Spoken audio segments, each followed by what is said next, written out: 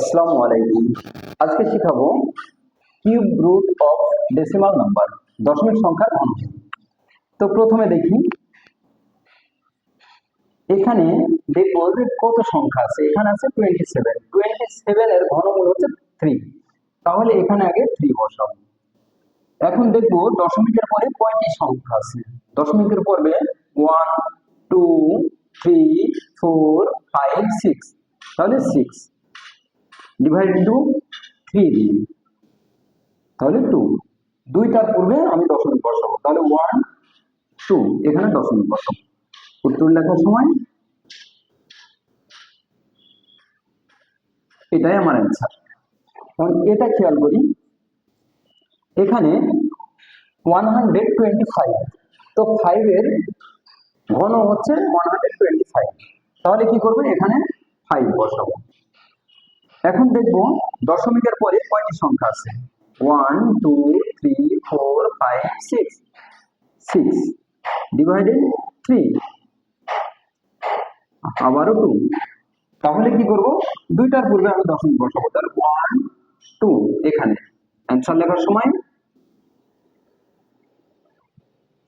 এটাই আমার অ্যান্সার। এটা খেয়াল করি, এখানে 216, 6 এর ঘন হচ্ছে 216, তাহলে 6 লিখব।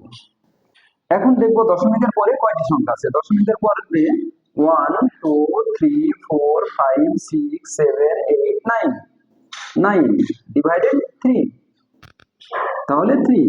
তাহলে তিনটার পূর্বে দশমিক বসাবো, 1 2 3 এখানে দশমিক বসাবো। অ্যান্সার লেখার সময় 1 2 3 এটাই আমার অ্যান্সার। এখন এটা খেয়াল করি, 64, 4 এর ঘন হচ্ছে 64, তাহলে কি করব 4টা আগে লিখে নিই। এখন দেখবো যে দশমিকের পরে কয়টি সংখ্যা আছে। দশমিকের পরে 1 2 3 4 5 6 7 8 9, 9 ডিভাইডেড 3, তাহলে 3। তিনটার পূর্বে আমি দশমিক বসাবো, তাহলে 1 2 3 অ্যান্সার লেখার সময় 1 2 3 এটাই আমার অ্যান্সার।